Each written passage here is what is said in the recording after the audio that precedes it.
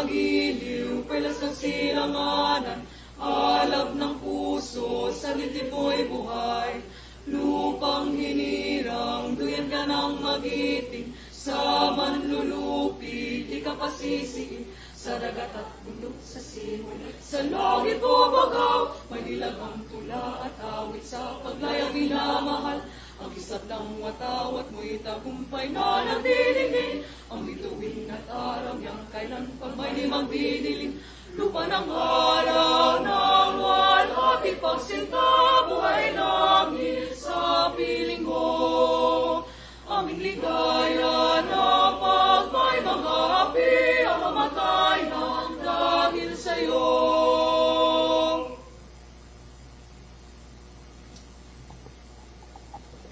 Thank you. UP Cebu Serenata.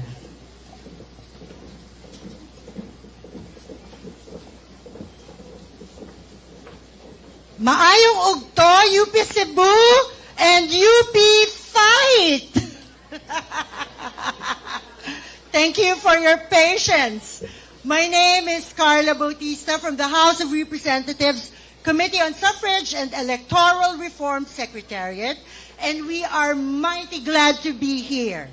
Today is a day of listening, studying, and thinking of the 24 truly important measures that aim to dissolve the concentration of power among families in Philippine government as commanded by the 1987 Philippine Constitution in its prohibition of political dynasties in the country 39 years ago. But before we begin, we wish to take this opportunity to express our profuse thanks, our deepest gratitude to the University of the Philippines, Cebu Chancellor Leo B. Malagar for making this all happen. Oh my goodness! Daghang salamat po, Chancellor Leo, and to our UP Cebu faculty who let their students go for today. Maraming salamat po mga profs. Thank you po. And of course to our students from the different organizations here in UP Cebu, we are so happy to be learning with you today on the anti-political dynasty measures. All right. To begin, let's take a listen to the Honorable Speaker of the House of Representatives in the 20th Congress, Speaker Boji D.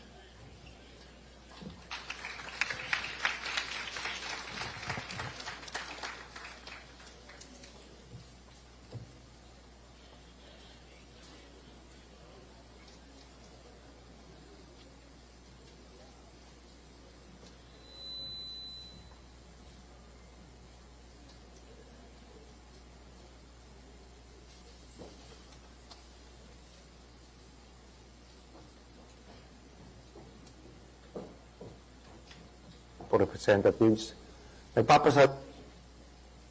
magandang araw po sa inyong lahat, maayong buntag sa lahat po ng ating mga kababayan dito sa Cebu. My warmest greetings to you all. Sa ngalan po ng House of Representatives, nagpapasalamat po kami na binuksan po ninyo ang inyong puso, isipan at komunidad para sa mahalagang usapin ng Anti-Political Dynasty Bill. And to the people of Cavite, thank you for setting the tone in our first round of consultations. Ang inyo pong aktibo at madamdaming pakikilahok ay isang tagumpay, hindi lamang para sa Kongreso, subalit tanda rin ng malasakit ninyo sa ating bayan. Sa ating unang konsultasyon sa Cavite, nakita po natin kung gaano kainteresado ang mga Pilipinong makibahagi sa paksang ito. The discussions were honest, thoughtful, and deeply rooted in their real experiences. We heard both sides, and rather than divide us, these differing views strengthened our understanding of the complexities of the issue. Now, we have a clear appreciation of the balance that must be struck between people's right to choose and the broader goal of expanding opportunities for public service to more of our countrymen. Ngayon naman po ay lumalapit ang Kongreso sa inyo, mga mahal naming taga-Visayas. Dahil sa inyong tinig at damdamin ay aming pinagpapahalagaan at sinasaalang-alang. Mga kababayan, we are serious about passing a fair, just, and implementable anti-political dynasty law in the 20th Congress. And we are equally firm in our belief that any law we pass must be a product of wide, inclusive, and sincere consultation. Isang batas na maingat na binalangkas, masusing pinag-aralan, at nakaugat sa tunay na saloobin po ng mga Pilipino. Habang nagpapatuloy ang mga talakayang ito, hinihiling namin na manatiling bukas, magalang, at makabuluhan ng ating pong diskusyon. Ang kapulungan ay handang makinig at kumilos sa ikabubuti po ng ating bansa. Dagang salamat sa inyong tanan.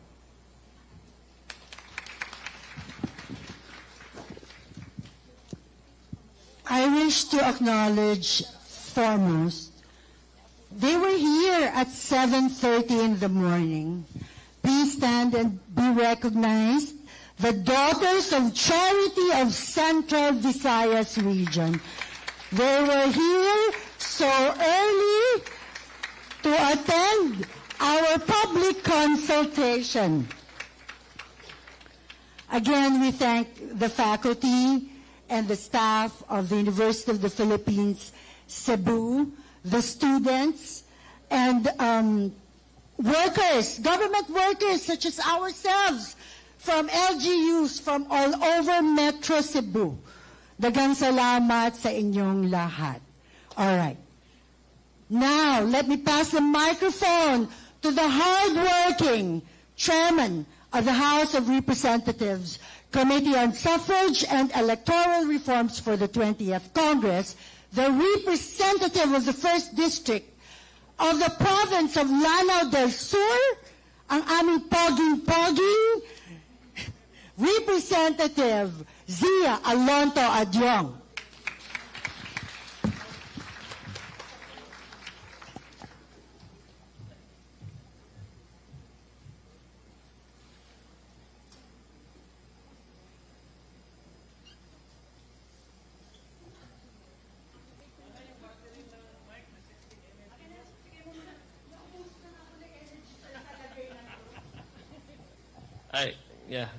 Thank you very much, Ma'am Carla.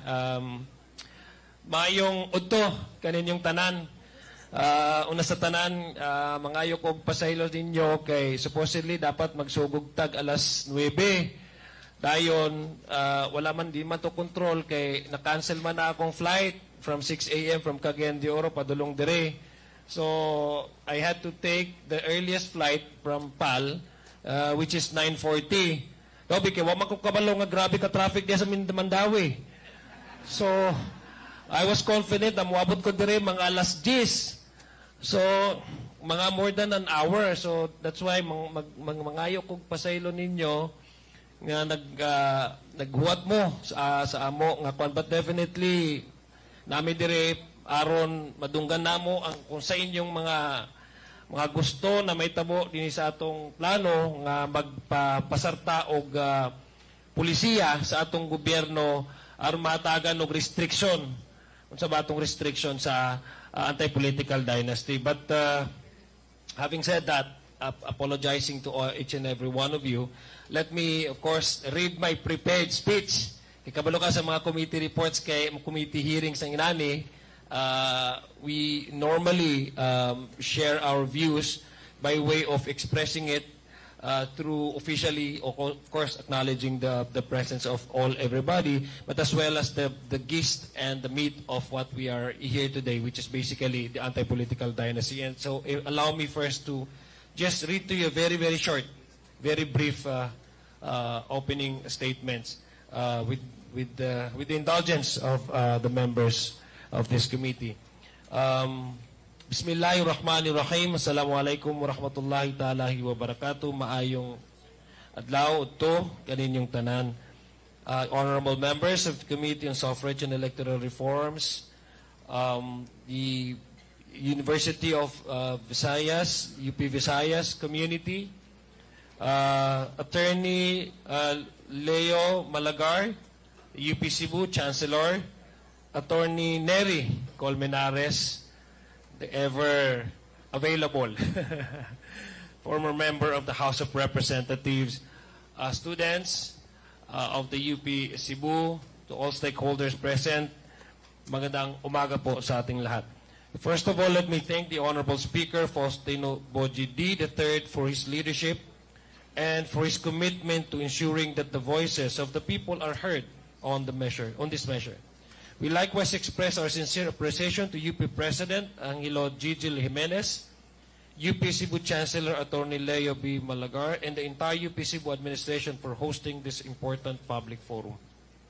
In today's public forum, we are determined to listen to the voice of the people of the Visayas on the 24 anti-political dynasty bills referred to the Committee on Suffrage and Electoral Reforms for consideration and deliberation.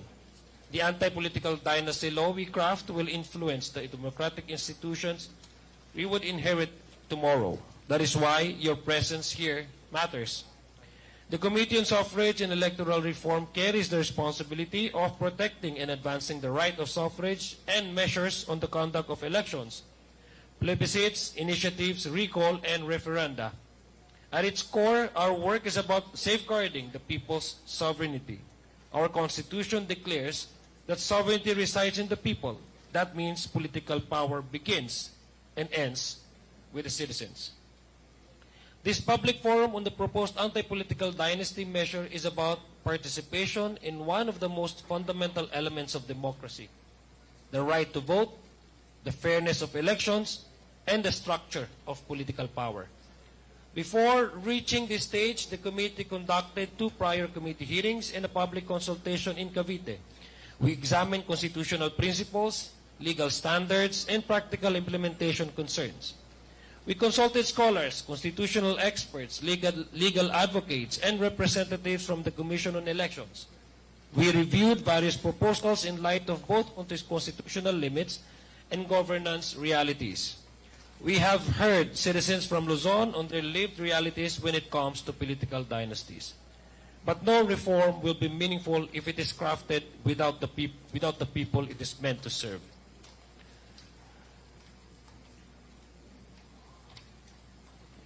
You have the opportunity now, today, to help us craft the key part of the rules of the policies that we intend to provide, which is the anti-political dynasty. The future is not something you wait for. It is something you build, something we build. If today's Philippines is in loving hands, then let us express that love through responsible participation, thoughtful debate, and principled engagement. Love of the country requires action. This is what we meant by loving the country.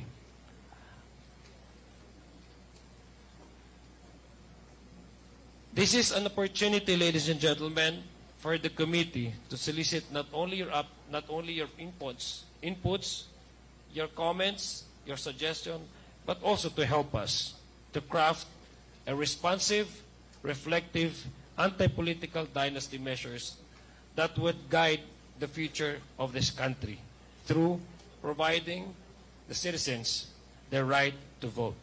This is your opportunity to speak. It is our duty as your representatives to listen. Maraming salamat po at mabuhay po tayong lahat. Before we begin with the actual deliberation, requesting all of the participants to express their views later on, I would first like to introduce probably and at the same time acknowledge the members who are present here today. Many of them are actually authors of the bills that were referred to this committee. By the way, 24 bills na po, Ma'am Laila, ang na-refer sa committee natin. 24 bills, 24 measures, yeah. So we start with the representative from Kabataan Party List.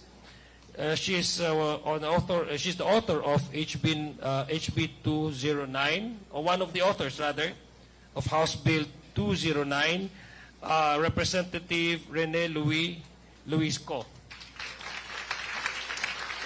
An author of House Bill number 381, representing the 2nd District of Bukidnon and the chairman of the Committee on Dangerous Drugs, Congressman Jonathan Keith Flores. Ito, di ko na kailangan ata introduce kasi kilalang-kilala nyo na ito. She's the author of House Bill 874, representing the 1st District of the City of Cebu, Congresswoman QT Del Mar. Parati po nyo itong nakikita, naririnig sa radyo at sa TV. Sabi nga ni Bambo, anong balita sa radyo at TV? Representative Edgar Irice from the 2nd District of the City of Caloocan. He's the author of House Bill number 2037. Of course, kilalang-kilala nyo na rin po ito. Dating senadora, dating sekretary ng Department ng Kagawaran ng Hustisya. Author po siya ng House Bill number 2131. Mamamayang Liberal Party List, Congresswoman Laila De Lima. From representing Gabriela Women's Party List, she's also one of the authors of House Bill number 4784, Representative Sarah Jane Ilago. Nandito ba yung kaibigan ko? Wala pa? Okay, sige. Mamaya ko na lang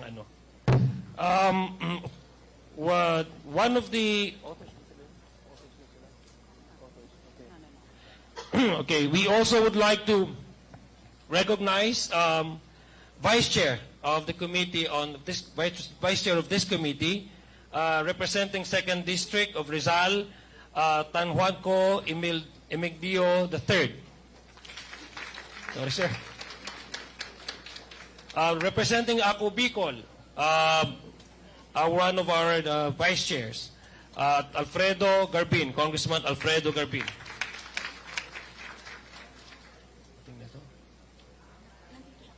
Okay. Okay. Representing Wantahanan Party List, Congressman Nathaniel Aducado. Okay, okay na. Okay, sige. So, maraming salamat po sa aking mga kasamahan na dumalo galing pong Maynila para po makilahok at makipag-usap at makinig sa magiging hinain po ng ating mga kababayan pagdating po sa panukalang batas na ito ang magbigay buhay sa Article 2, Section 26 ng ating saligang batas. Sir, Vice Chair, let's start with ladies first, no? Boss Egay, ladies first. So we start off with one of the authors, Representative Ko, for her remarks. 3 minutes, ma'am, para pas mabilis po tayo. Salamat. Ay. Thank you. Iksian ko, Chair, para sige, okay. Ayan. Okay. Maayong buntag sa iyong tanan. Maraming salamat po sa pagpunta sa public consultation tungkol sa mga House bills, to prohibit political dynasties as provided in the 1987 Constitution. Sa bahagi natin, bahagi po kami ng Makabayan Bloc, filed House Bill 209, the first bill filed in the 20th Congress prohibiting political dynasties, bringing the fight since 2001, nung final po ito noong una ng Bayan Muna. Historical, but long time coming and matagal nang necessary na ma-file po ito. Narito po ako bilang miyembro ng kamarang ito, pero more importantly, bilang tinig ng henerasyong namana ang isang political na sistema na nababaon sa krisis. Tayo, ang henerasyong isinilang sa pangakong pagkapantay-pantay at greater political participation, pero binigo ng mga monopolya sa politiko ng iilang pamilya at negosyong nasa likod na sumisira nito. Today, we breathe life into our future. So nandito tayo para i-discuss yung House bills, hindi lang ng sa atin, pero yung sa iba.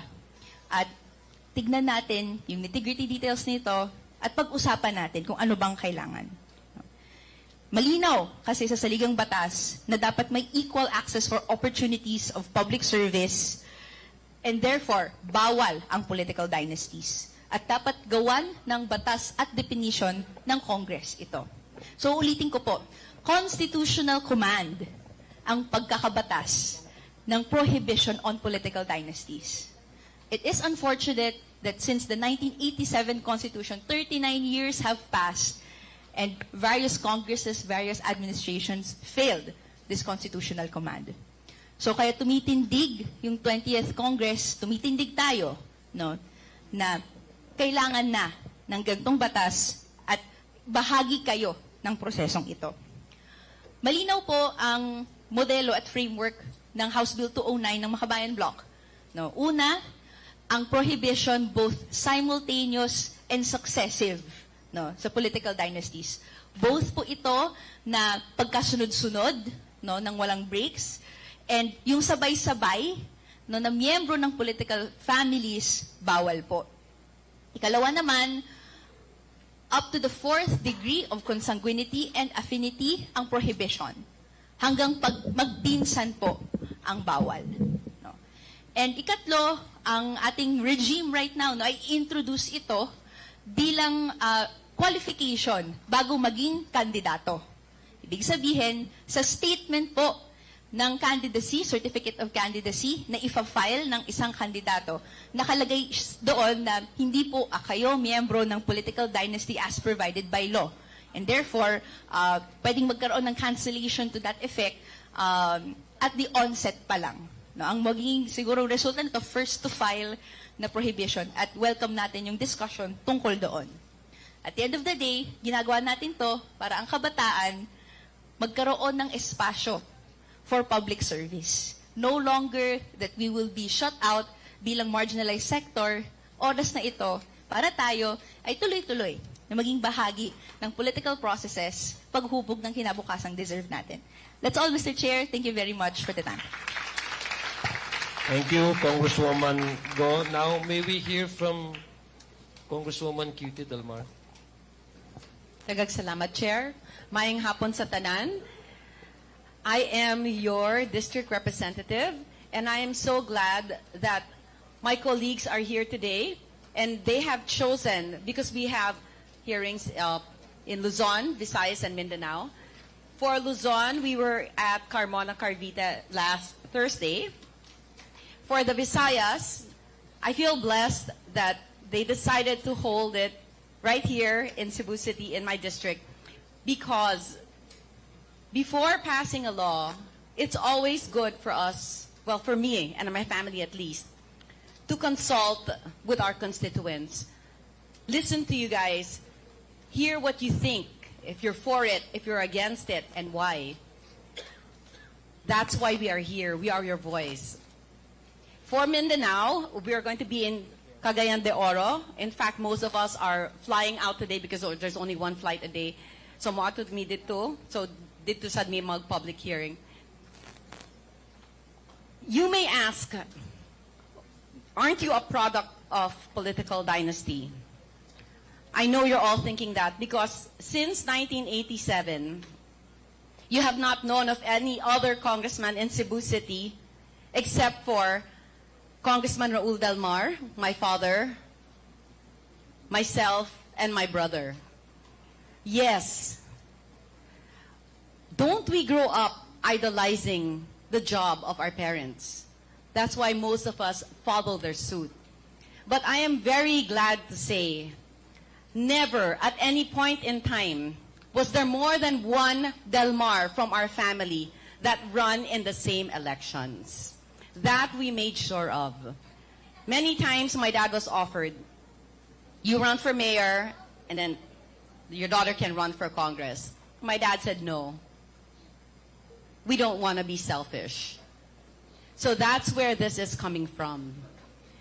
So I'd like to thank all of you for being here. You know, this is full circle for me. I spent 4 years of college right here in UP Cebu.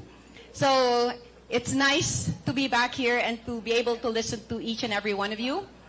and we're looking forward to a very meaningful discussion. Thank you very much for your patience this morning, and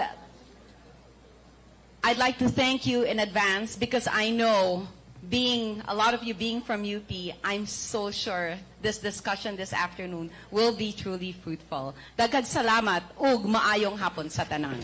Thank you, Chair. Daghang salamat, Congresswoman Cute Del Mar. Now, may we hear from ML Party List Representative, Congresswoman Laila De Lima. Ma'am.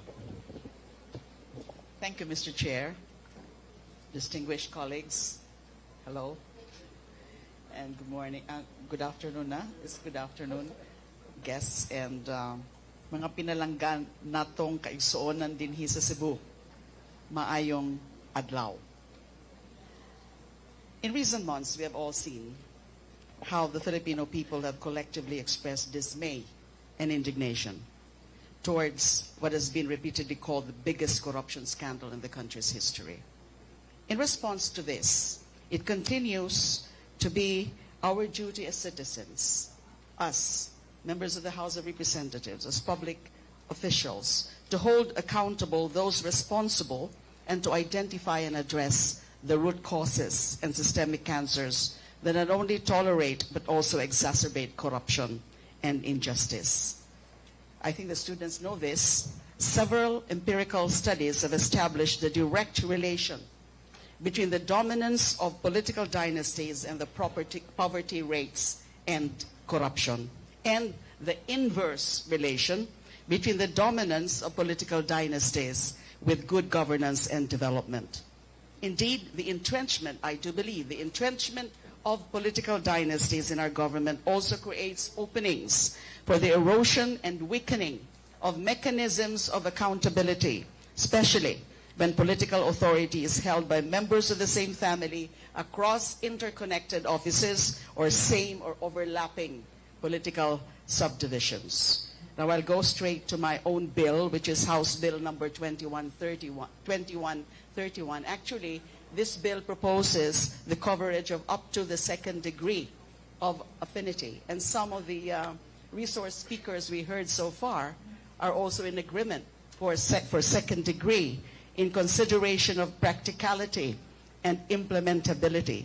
However, I have been saying this, I'm also open to supporting the coverage of up to the fourth degree, especially after hearing the insights and proposals of civil society organizations, advocates, and members of the academe, who argue strongly on the fidelity to the intentions of the 1987 Constitution, which aims to prohibit the concentration of political power among families, especially that, up to the fourth civil degree, under our Filipino culture, these are still close relations. Studies have shown that political families operate as extended and coordinated networks rather than isolated or nuclear units.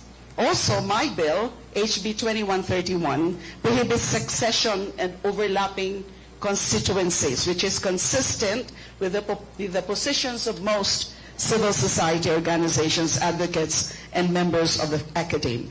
Particularly in my bill, only one family member is allowed to hold office if the family member is occupying a national seat.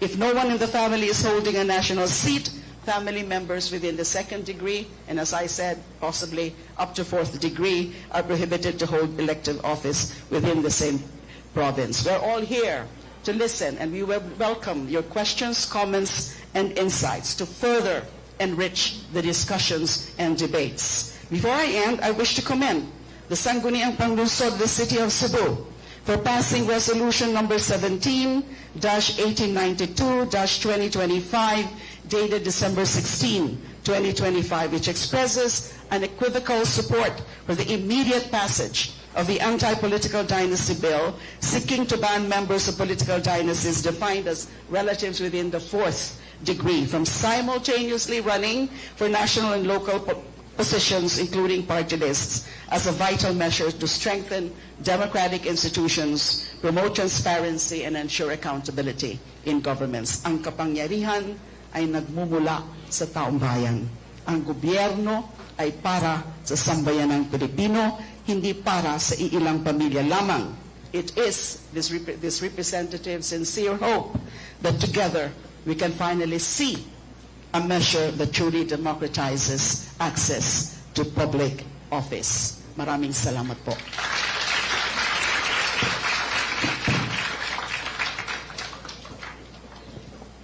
Thank you, Ma'am Laila. Now we hear from the Gabriela Party List representative, Congresswoman Sara Jane Ilago. Hi, maayong udto sa inyong tanan. Maraming salamat. First and foremost, I'd like to thank each and every one of you for your presence and your willingness to engage on one of the most fundamental issues we have today in relation to our democracy.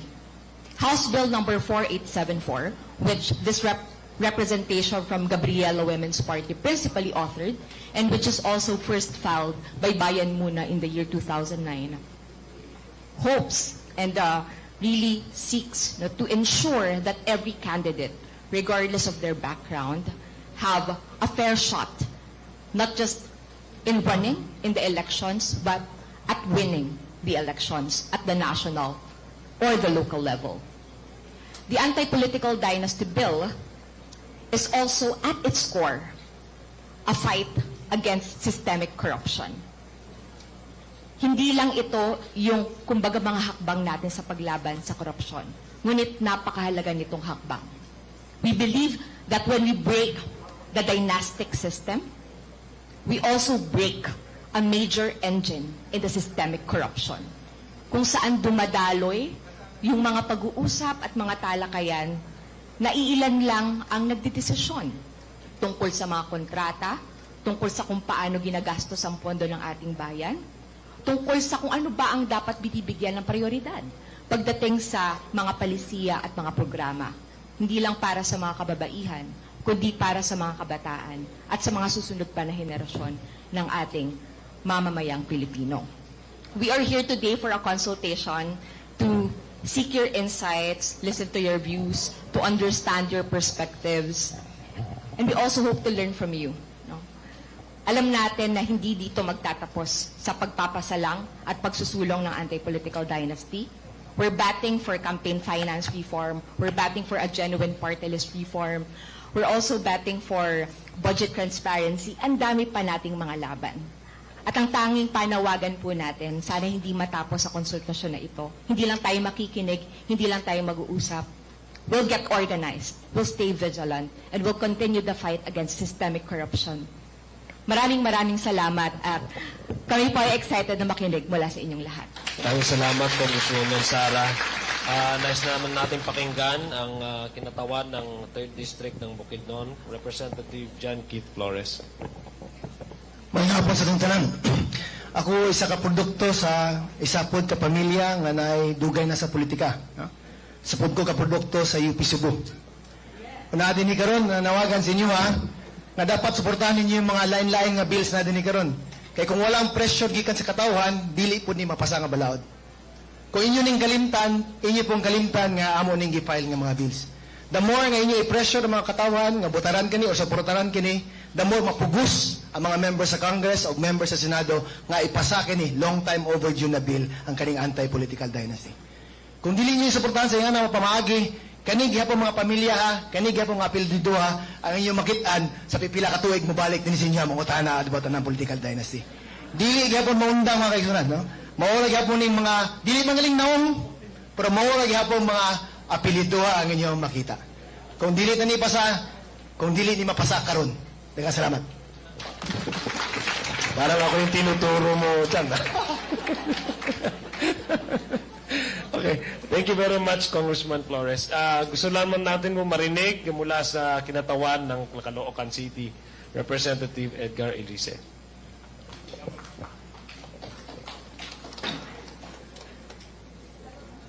Salamat, Mr. Chair. Magandang umaga po sa mga kapwa ko kinatawan sa Kongreso, mga guro at mga kapwa ko kabataan ng UP. Magandang umaga po.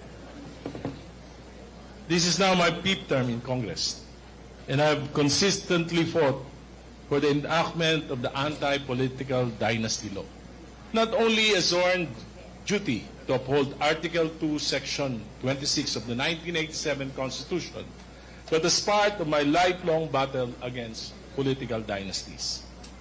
My advocacy against political dynasties predates the 1987 Constitution. For more than 4 decades, I have put entrenched dynasties in my city, Caloocan. Personal ko pong naranasan bilang isang ordinaryong kabataan noon, walang sikat na apelido, mahirap, walang kamag-anak na politiko, kung papaano ako hamakin, alipustahin at takutin bilang isang taong gustong maglingkod lang sa bayan. Alam ko kung paano sumuot sa butas ng karayom upang makapasok lang sa paglilingkod sa bayan. I was bullied. I was chased by goons. My family was threatened. Our headquarters were ransacked. My supporters were hurt and intimidated. Barangay and youth officials who supported me were suspended, harassed, and punished. These are not theories to me. Ito ay buhay na karanasan. That is why I know, both in my heart and in my mind, the mindset of entrenched political dynasties. Their mindset revolves around entitlement.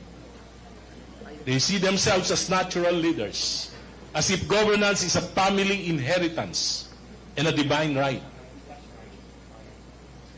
They convince themselves that the people cannot thrive without their continued presence.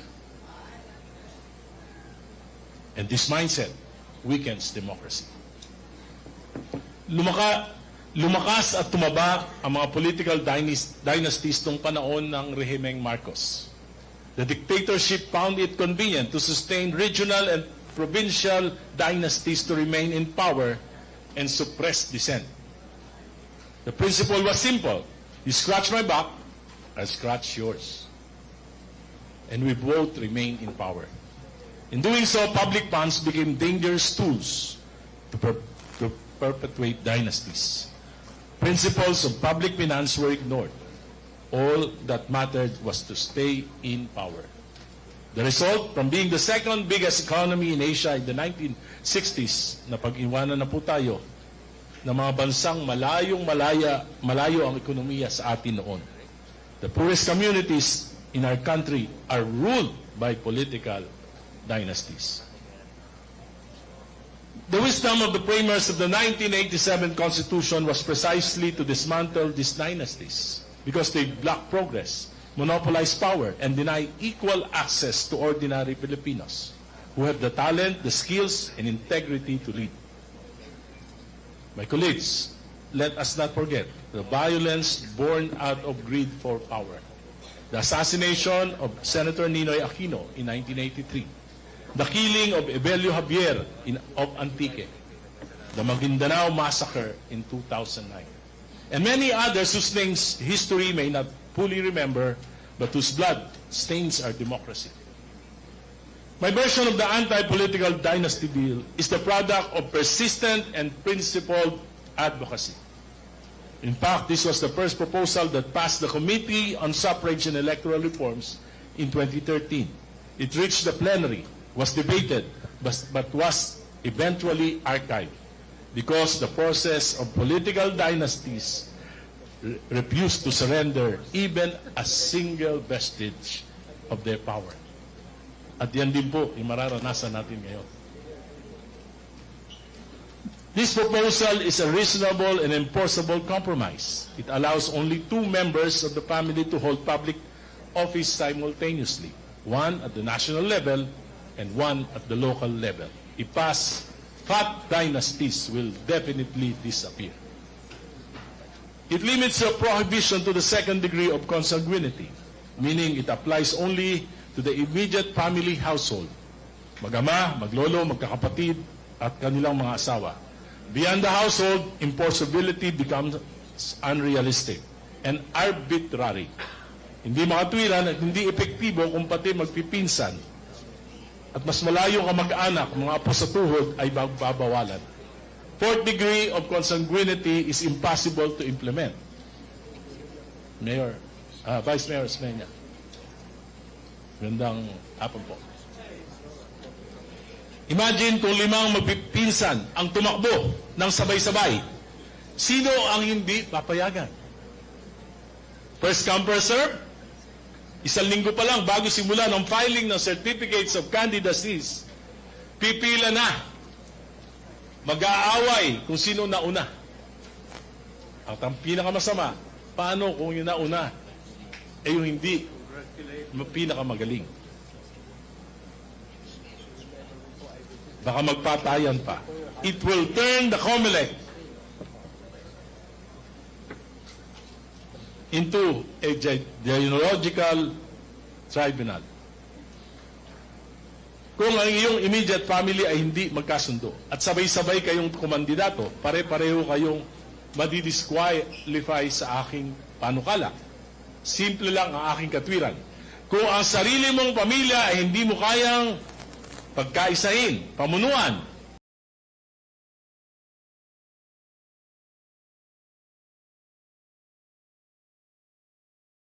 ano mo mapapagkaisa ang bayan?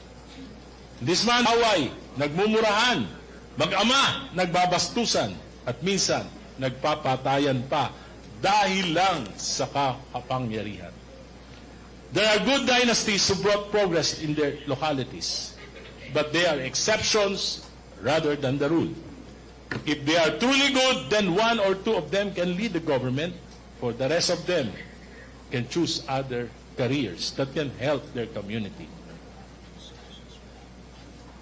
Good dynasties have no monopoly of talent. Paano lalabas ang mas magaling kung sila na lang lagi? Paano lalabas yung pinakamagaling kung sila na lang lagi? The bill now fulfills our constitutional duty as we see them as a consequence of decades of our inaction. Ghost projects, political, social aid, and the mismanagement of public finance. Tama na po. Sobra na po. Ngayon na po. Tulungan niyo po kami. Salamat po. Thank you very much, Boss Congressman Edgar Erice. First, we'd like to, of course, acknowledge former Mayor of Cebu City and now Vice Mayor Tommy Osmeña. Daghang salamat, sir, sa imong pag-join sa amo karon. Dawa. Now, may we hear from Congressman Dino Tanhuatco from Rizal. Maraming salamat, Chair. With your permission, colleagues, to our gracious hosts, the UP, Cebu, Vice Mayor Tommy Osmeña, and of course our colleague, Congresswoman QT Del Mar, sa lahat ng mga estudyante dito sa UP, sa lahat ng mga iba't ibang sektor na naimbita ngayong umaga at hapon, maraming salamat. They say that every journey starts with a first step. And I think we give credit to the present Speaker of the House of Representatives, Speaker Faustino Bojidi III, as well as Majority Leaders, Floor Leader Sandro Marcos, who initiated this movement or this action to be for the House, especially the committee led by Congressman Zia, to hold these public consultations and start getting a consensus, the consensus building on the issue of political dynasty. We all know that there is this concept, political dynasty, that needs to be defined clearly, and if we are to put life into our Constitution, we have to engage the public, engage all stakeholders to be able to come up with a final law or final piece of legislation that will be able to enable the provisions of the Constitution. Kaya maraming salamat sa inyong lahat. We need your inputs. This cannot be done only by the legislative body, but it has to be a result of consensus building. And that's why we appreciate your presence. We appreciate the hosting by UP, by the city. We appreciate the efforts by the committee. And we are more than excited to hear what you can say. Maraming salamat po at maayong buntag sa inyo lahat. Maraming salamat, Congressman Tanhuatco. Now, certainly not the least, sabi nga nila, the last but certainly not the least, Congressman Pido Garbin. Thank you. Magandang maayong hapon sa inyong tanan. Tama ba? And to the UP Cebu, our Chancellor, and to all the students who are here this afternoon, salamat po sa ating host, Congressman Cutie Delmar, and my colleague in the 15th Congress, Vice Mayor Tami Usmeña. Gandang hapon ho. Ours is a Republican state. Sovereignty resides in the people, and all government authorities emanate from them. And that's why we are here this afternoon to hear the sentiment and fulfill the mandate of the Filipino people under our Constitution. We have what we call the anti-political dynasty provision, a mandate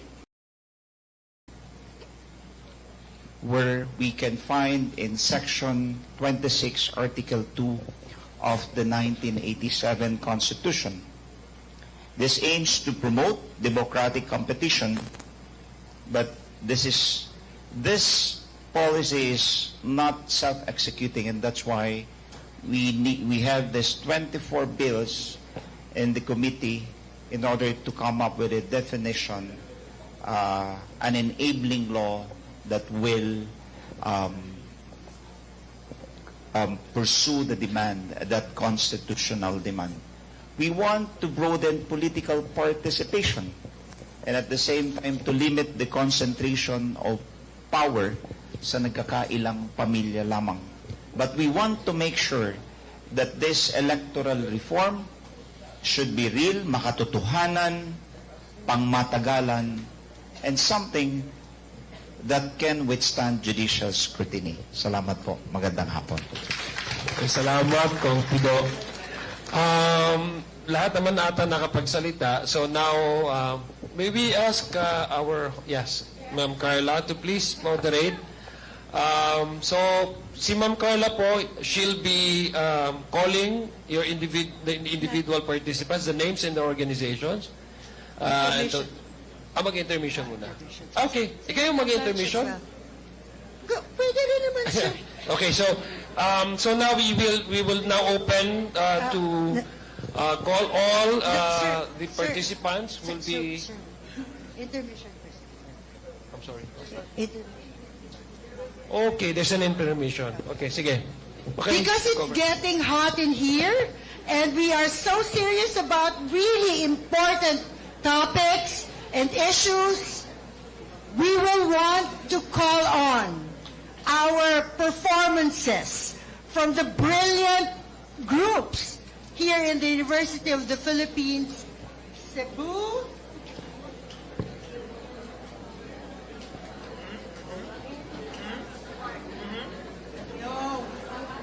presenting a lively and graceful performance entitled Pandango sa Wasiwas, a vibrant dance filled with flowing movements and radiant energy, celebrating harmony, rhythm, and Filipino artistry. Let us give it up for Escultura of the University of the Philippines, Cebu.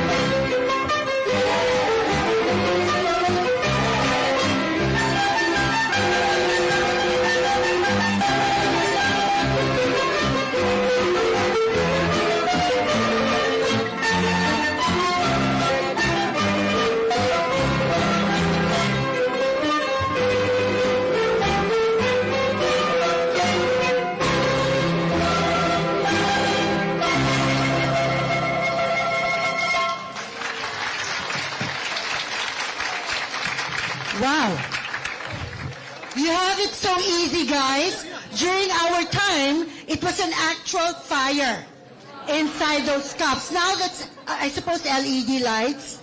My God, there's no getting burnt part of the program. All right, our next performer is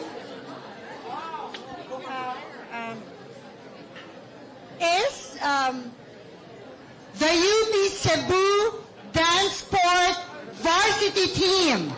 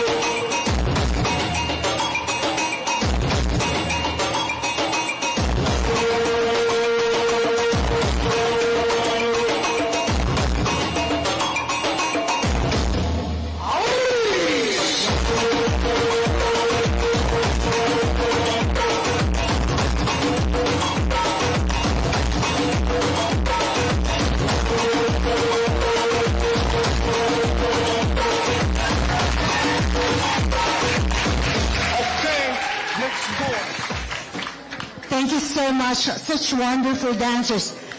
So now, while lunch is being served to our authors and our honorable representatives, I wish to open the period of manifestations from all of you, from the different organizations that registered So if you wish to speak, all you have to do is approach me so we can put you on the list. The first is the University Student Council Chair of the University of the Philippines, Cebu, Student Council Vice Chair, Ms. Athena Romulo.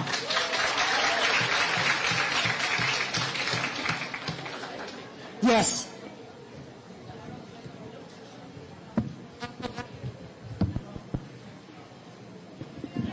Good afternoon.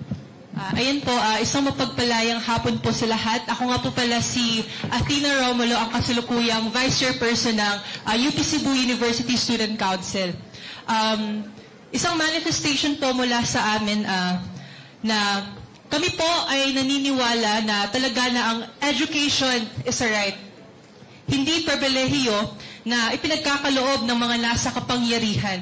Ngunit sa kabila nito, nananatiling kapos pa rin ang budget sa education. Kulang ang aming mga silid-aralan, mababa ang sahod ng mga guro, at pasan ng estudyante ang gasto sa pang-araw-araw na pangangailangan para makapag-aral.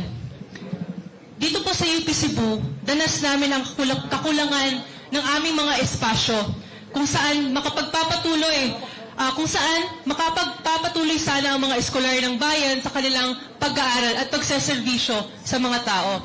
Umaabot na sa punto na kung saan yung mga students po namin ay nagko-compete o nag-aaway pa kung sino pa yung mas deserving na gumamit sa mga student spaces na ito para lang makapag-aral at para ma-utilize ito sa kanilang mga activities. Kulang din po ang iba pang mga facilities namin, basic services namin dito. For example, sa mga athletes, equipments at para sa mga laboratories. Ngayon po, hindi po ito kakulangan sa pondo. Ito po ay kakulangan sa paninindigan, sa pagpaprioritize sa education na nag-uugat sa existence of political dynasties. Kasi po ang mga political dynasties sa ating gobyerno ay siyang nagmamonopolize ng kapangyarihan nila sa Estado. Concentration of power. Pinag-prioritize self-preservation and control. Hindi ang basic social services na dapat natatamasa sana ng mga estudyante. At malinaw po, hindi naging priority ng mga dinastiya na iyan ang edukasyon. Sa halip na mapunta ang budget sa paaralan, guro at estudyante, ang pondo ay nare-redirect sa mga pork barrel projects. Ang pondo ay ginagamit sa mga infrastructures na magbe-benefit ng political visibility para lang sa mga pangalan ng mga corrupt na officials na ito at hindi ang para sa pagkatuto ng mga estudyante. Itinutulak ng isang commercialized na education. Kasabay nito ay itinutulak din ng political dynasty ang commercialization ng ating edukasyon. Kapag kulang ang suporta ng pampublikong paaralan, napipilitan ang kabataan na umasa sa mga pribadong edukasyon ng mga institusyon na hindi naman hindi kaya ng mga masa. Sa ganitong sistema, ang edukasyon ay nagiging negosyo po. Ang edukasyon ay hindi siyang nagiging serbisyo. Kaya ang resulta, na pag-iiwanan ang mga anak ng ating masa na mga magsasaka, mga manggagawa at mga maralita. Habang pinapanatili ang murang lakas pagawa at tahimik na mga mamamayan. Kaya malinaw po ang naging panawagan natin na sa pag-expose po nito at sa pag-stop po ng political dynasty sa pamamaraan ng pagpasa ng bill na ito, sana'y maging malinaw din po sa atin na kung totoong pinaprioritize at pinapahalagan po ang right to education sa mga estudyante, naway bigyan po tayo ng sapat na pondo sa edukasyon. Yun lamang po at maraming salamat. Thank you, Athena. Carla, wait lang. Just to respond to that, for the information of everyone, in 2026 budget, educational sector has the highest funding. It's more than, I guess, more than 100+ trillion budget for education.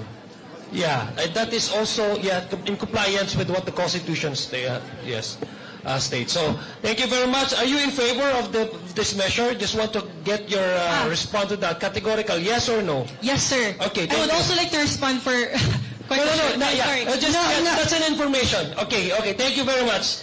Thank you. The next... We wish to remind our manifestors that really time is finite. So we have to be brief.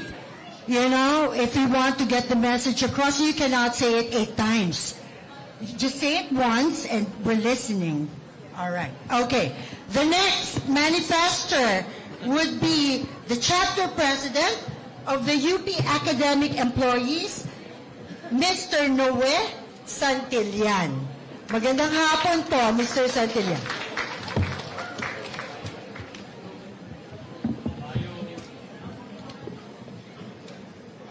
Mayong hapon, usa ka mapaling gawas nun, nga hapon, kanatong tanan. O daghang salamat sa higayon nga magkaatubangay og mga tao nga sama ninyo. Sa tibuok na mong kinabuhi, taod-taod na pud mi sa union, panagsara mi makahalubilo og mga sama ninyo nga tao. Sa dili pa nako basahon ang sobra 300 lang kapulong statement gikan sa chapter sa Academic Union, tuguti ko sa pagtubag as the president of the chapter of the All UP Academic Employees Union to respond to the response of the Honorable Adyong from the neighboring islands of Mindanao. Despite the claim of every administration that education sector got the biggest chunk of the national annual expenditure, yet it falls short from the standards set, for example, by UNESCO and World Bank, namely that it must reach at least the so-called 20% of the annual national expenditure. Correct me if I got it wrong, but as far as my memory is concerned, we never reached that standard as set by the following organizations. We fall short. Sorry to cut you off, sir. Sir, we want to hear from you your position on anti-political dynasty. Yeah. We can discuss about other things like the budget. I'm done. But I would like to please. We are pressed with time. There will be a lot of participants who would like also to speak out. We are here to precisely hear you. What is your position on political dynasty? Yes, this is it. Yeah, can we at least limit our discussion on that? Yeah. Thank you very much. Of the 18 House bills and of the 6 main versions filed during the 20th Congress, the All UP Academic Employees Union, UP Cebu Chapter, supports the House Bill 209, filed by Representatives Antonio Tino of ACT Teachers Party List and Rene Loico of Kabataan Party List, and the House Bill 4784 filed by Sarah Jane Ilago of Gabriela Women's Party. After careful scrutiny of the aforementioned House bills, at least we reached 18. As to the similarities and differences of these bills, we in the Academic Union of UP Cebu find those bills that are numbered 209 and 4784. They are simple to understand by the ordinary citizens, yet the most progressive to encompass, prohibiting political dynasty regardless of classification, borrowing the terms and concepts of Boholyo Tihanke, regardless of classification, either slim or fat, and either traditional or emerging dynasty. It is in this regard that we in the Academic Union agree with the proposal of the Makabayan Bloc to prohibit any succession or any simultaneous running and holding of any office from the national to the local level within the 4th degree of consanguinity or affinity.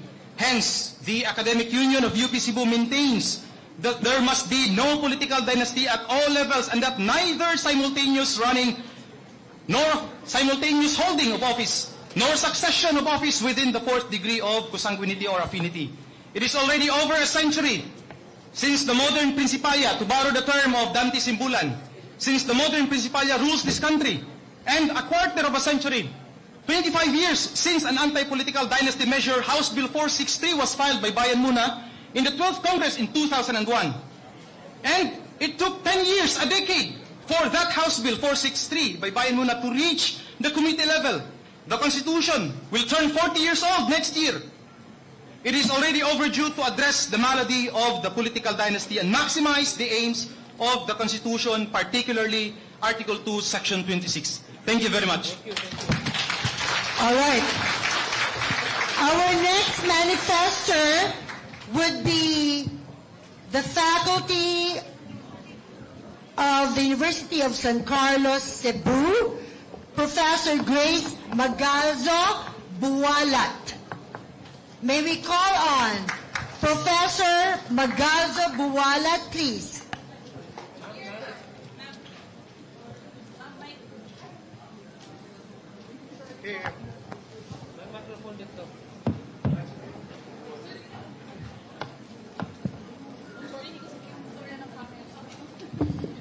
Sorry po, nalito ako sa microphone. So magandang hapon po sa lahat. Maayong hapon, mayong adlaw kanatong tanan. So I am Grace from the University of San Carlos. I would like to manifest that the debate, whether you are pro or anti-political dynasty, should not devolve into simplistic binaries of good versus bad. Instead, the central questions are the following. How do we strengthen democratic competition while respecting constitutional rights? How do we ensure that governance is both stable and accountable? How do we cultivate leadership that is acceptable to citizens beyond established families? The University of San Carlos, and I am certain most, if not all, HEIs in Cebu as well, support anti-political dynasty measures that would include, among others, number 1, passage of anti-political dynasty law now, just in time for the 2028 national and local elections. As mentioned, 24 measures have already been filed before the committee. We are positive that after 39 years, the time is now. The law must include both thin and fat political dynasties in the context of succession and consolidation.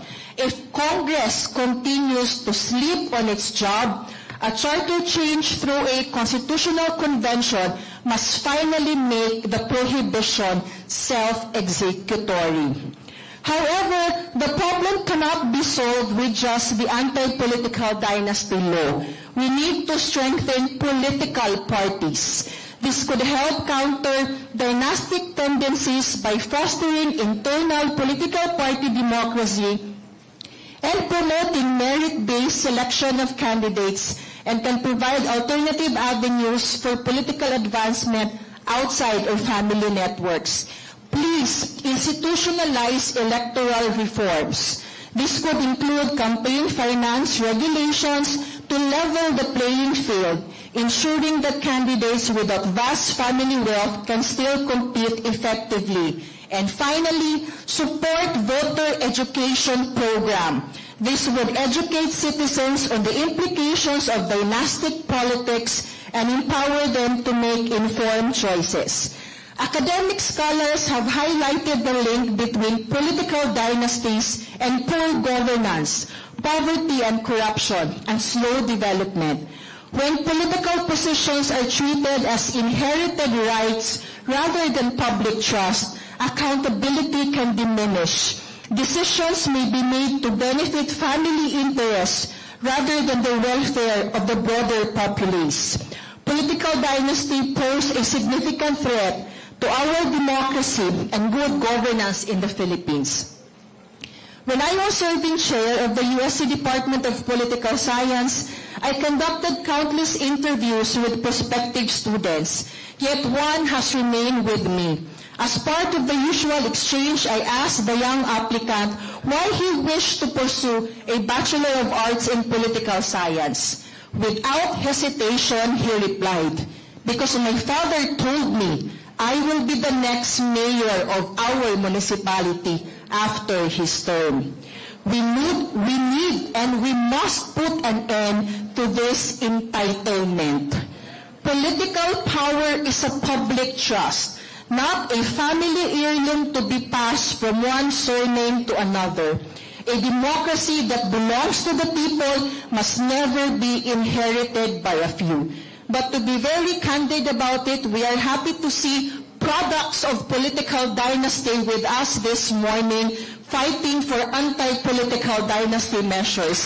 And that for us is a positive development. Again, pass the anti-political dynasty now in time for the 2028 national and local elections. Daghang salamat for this opportunity to participate. Our next speaker is Adi Balimbingan, a BA Communication student, like myself, 32 years ago. Yay! Baby ko, Miss Balimbingan. Mayong Udto, Assalamualaikum warahmatullahi ta'ala wabarakatuh. My name is Adi, a BA Communication student, a member of the Lantugi Debate Organization of UP Cebu. To the people of the House and to everyone, mayong pag-abot sa Cebu. And I'd also like to note that today is my birthday. So welcome here. Few manifestations. The anti-political dynasty bill specifically disallows people of the same surnames on the different provisions from 2nd to 4th degree, as per my research, to hold positions in the national and local level. I believe that partisan politics still favors of the most charismatic beyond the familiar surnames, making merits secondary. That means that we still question how do we then ensure that not only a law is institutionalized when partisan politics still exists, such as that we ensure merits will be considered primary in voting, because if one is to argue, Robin Padilla is a fresh surname, but he is not what the people truly deserve. Because in time for the anti-political dynasty bill, we have to question how does the passing changes the voting behavior of individuals in this country holistically. And as someone from the youth sector, a proud LGBT member, an scholar ng bayan, a Muslim of this country, we support the anti-dynasty law bill, but it must also look at the audacity of future servant leaders or politicians to be deserving, but to also actively include those individuals even from the islands of Batanes down to Tawi-Tawi. Thank you very much. Our next speaker is R.A.V. Fortuna. He writes here, a private citizen. Is R.A.V. Fortuna still here? Dito po tayo sa harap, sir. Lumapit po tayo sa mikropono. Opo. Opo. Magandang hapon po sa inyo, sir.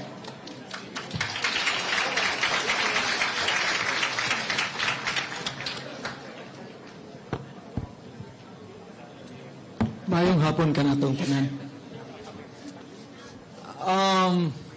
First of all, allow me to request the members of Congress here 2 words: impeach her.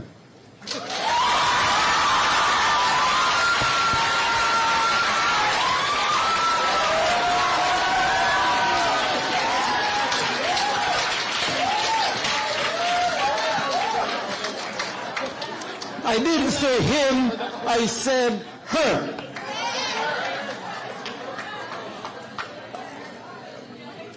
Let me go to my point. I'm sorry I have to speak English because I can only speak Cebuano. Kung gusto mo ako minisayon, kami rin ni Congressman Adjo ang magkasinabot. So, let me just say something. Let us make the law fit to the personality, culture, and mindset of the Filipinos. The Filipinos easily forget. They forget. Take note. I'm sorry, I am 72 years old, and so I was born 54, and in 1972, which was martial law year, I was already a college student. CIT.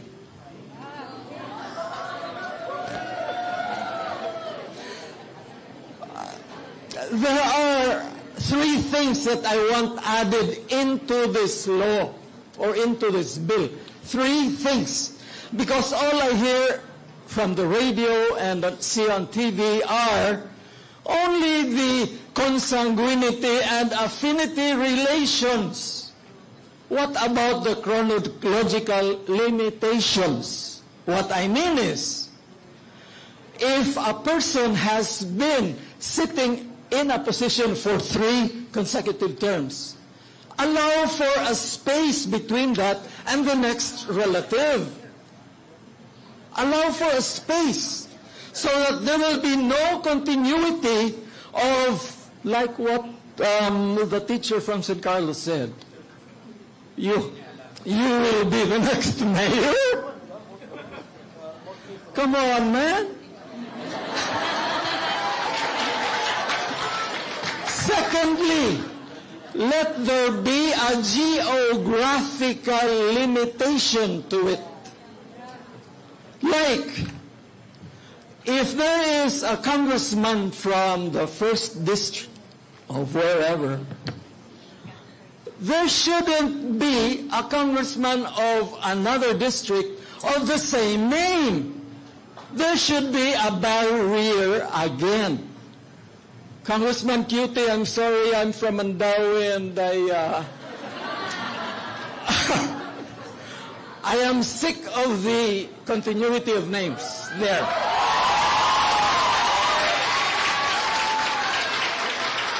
Taga Mandawi Mangogo, and I'm a senior citizen of Mandawi. And the third is really put it in the mindset of these people who want to perpetuate in power. Put it put it in the mindset. Let us criminalize the intent, the criminal intent and the malice of having to run, knowing that this law prohibits it. What is criminal intent? By letting them sign a waiver. If you will win, and you know that you are not qualified because of the provisions, you go to jail.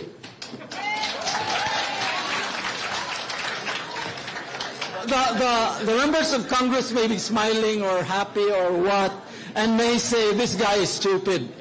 Because I am not a politician. I have never imagined myself to become a politician. I hate popularity. I don't want also to become an actor. Okay?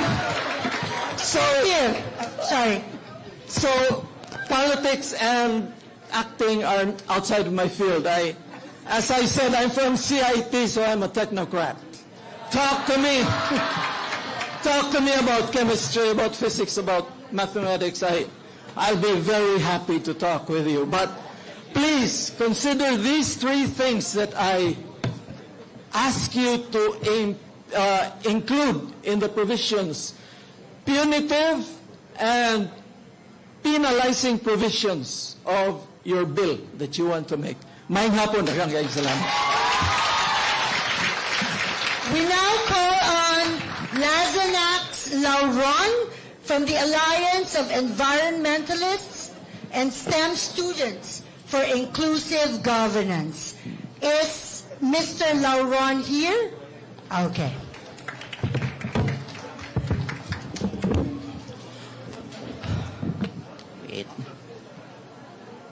Maing buntag tanan. Well, I wrote this last night assuming na buntag unta magsugod, pero anyway. Ako si Lazanax Lauron. I live here in Cebu, but I'm currently a 4th-year biology student at UP Diliman. I am a member of the Alliance of Environmentalists and STEM Students for Inclusive Governance. Miyembro ako ng sektor ng kabataan at isa akong iskolar ng siyensya, ng saribuhay, ng ekolohiya at ng bayan. Sir, I will proceed with my points. yeah, sir. can I just a request to allow our Vice Mayor to address the audience because he's leaving now, if it's okay with you. You can continue on after him, okay? Okay. At saka Elden, yang mas bata-bata ka naman eh. Show allow the senior. Mayor Osmeña, please. Thank you very much. Maayong hapon ka ninyong tanan. I just want to assure you, I'm in favor of the Anti-Dynasty bill. As a matter of fact, think very clearly to help accelerate it. You can encourage one family member to run against another. That will allow many families to split up. I don't mind that, no. I'd like to thank the Cebuanos for giving me the opportunity, for having served you for so long. Give others a chance, no. Thank you very much. Thank you very much, Vice Mayor Osmeña, for gracing the affair. Sir, please continue. Sorry, Okay lang. Okay. As a member of the general public participating in an otherwise historic moment, I am grateful for being given the opportunity to manifest this opinion, which is just as much a product of my own thought as the place and situation in which I inhabit. Before I provide broader remarks, I'd like to provide a few direct notes on some technical aspects of the matter. From a cursory reading of the proposed House bills, some Senate bills, and the position papers that you have provided for us, I directly say the following. 1, the definition and prohibition of the political dynasty must not be based on any subjective criteria like good or bad or whatnot. It should also not be based on the presence of the incumbents alone, but should be defined simply in relation to the undivided set of all people who are holding, running, position to occupy via party list nomination, or whosoever filed ACOC to occupy any public office, be elective only or elective plus appointive. Nasa inyo na yan. On this point, NAMFREL's position paper is most informative. Some House bills say that it is okay for someone to occupy a local office even if they are related to some incumbent in national office. And some of those qualify that it is okay for this to happen so long as the local office is not in the hometown of the incumbent in national office or some such thing. The effect of such provisions would be an institutionalization of spread out political dynasties and not a successful prohibition. Not to mention that these may end up sounding less like a prohibition and more like a description of actually existing dynasties.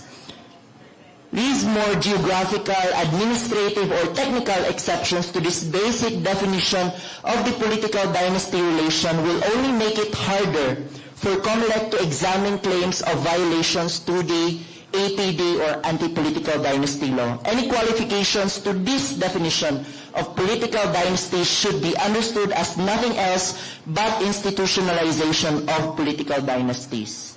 2, on the matter of what degree of relations should be considered, there is no reason to really believe that the 4th degree of consanguinity or affinity cannot be pursued, provided that government agencies are empowered to examine up to this level.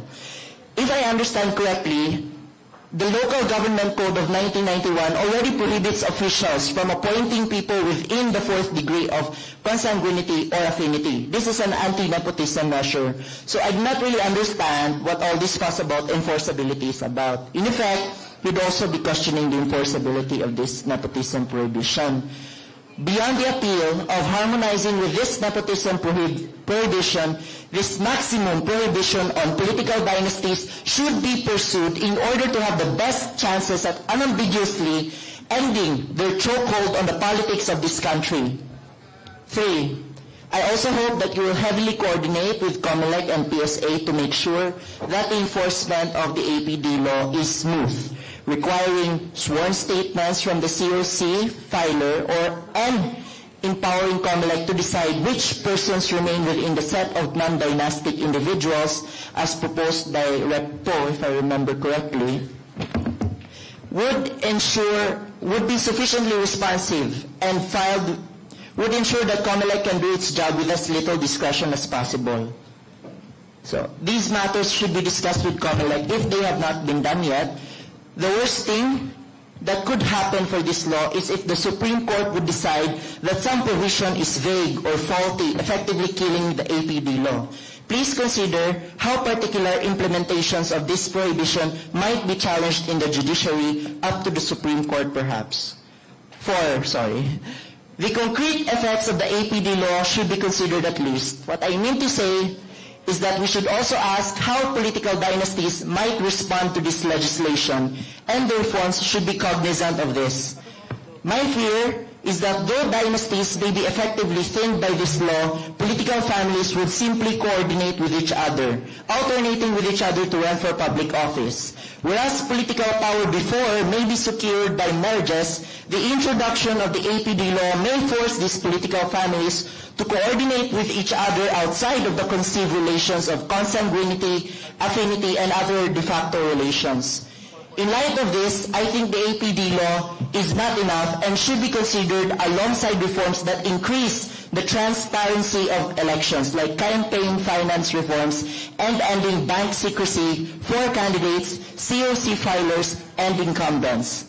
These other reforms may not be necessary for defining political dynasties per se, but they are what make it sufficient in ending the reign of political dynasties, of corruption, and in finally creating a level playing field for our democracy.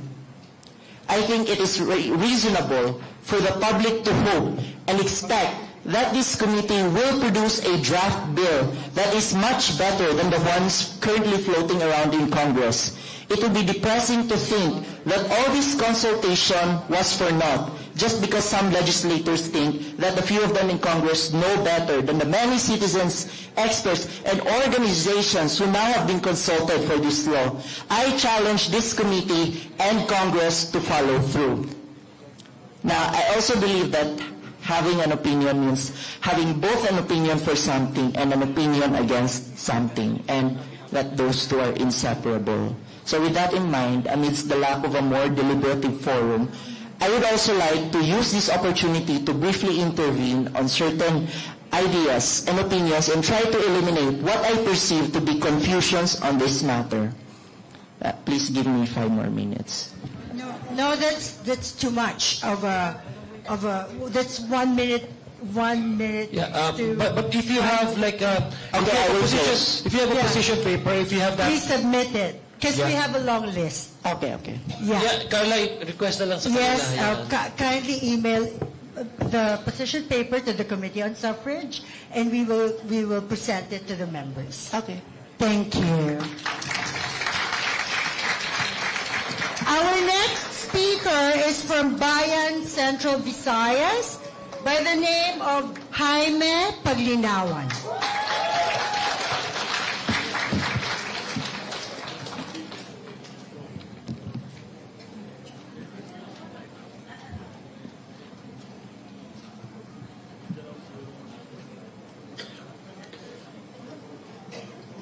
Mga halangdong congressman sa 20th Congress, mga resource person, mga taigsuunan ako dinhi sa Bulwagan sa University of the Philippines, mayong hapon natong tanan.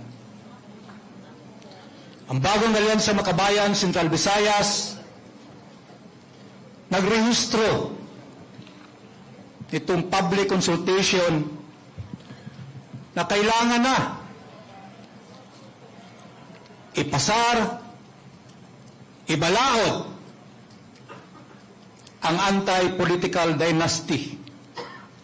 At kami nagsuporta sa House Bill 209, House Bill 4784 para buwagin ang mga political dynasty sa ating bansa. Grabe ka-insulto.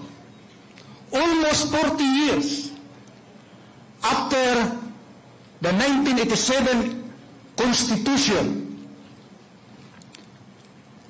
na binigyan tayo ng isang provision na kailangan walang political dynasty para equal yung mamayang Pilipino na magpa-elect sa iba't ibang posisyon. Almost 40 years. lumulubo, nilapad, lumalawak ang pamilya na nagkontrol sa iba't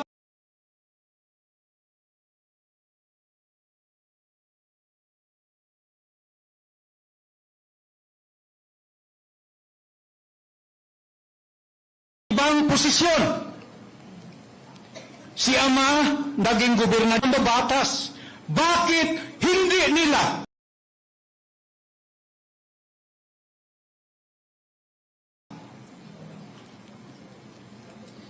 pinasa ang mga panukalang batas para ipagbawal ang anti-political dynasty? So nakita natin ngayon, habang ang iba't ibang posisyon na kontrolado sa mga iilang pamilya lang, parang mana nila ang kanilang posisyon. Parang negosyo ang posisyon. At nangyari, bilyon na piso ang ninakaw. Tayo ang top 3 sa buong Southeast Asia na pinakakorap na bansa. Ito ay masakit na katotohanan. Dahil sa kontrolan sa mga pamilya, hindi natin kayang maimbestiga o mapriso man kahit kitang-kita na yung mga kinawatay sa pundo. Dahil sila rin ang nagdipinsahay. So mga halandong mga congressman, ipakita ninyo ngayon sa 20th Congress na kailangan ipasa ninyo ang tunay para sa tao, ang anti-political dynasty, para yung mga pangalan ninyo mailagay na kayo yung tingunahan ni Chairman Congressman Adjong, na kung mapasa ito sa 20th Congress, mailagay yung pangalan ninyo na kayo yung tunay nagmamalasakit sa mga mamayang Pilipino. Balik ko, we support House Bill 209, we support House Bill 4784, break the monopoly of elite rules and advance genuine democracy. Maraming salamat po. Our next speakers are the members of CIT4, Cyan, Rom, and 2 others, most probably, from the Progressive Alliance of Concerned Technologies. The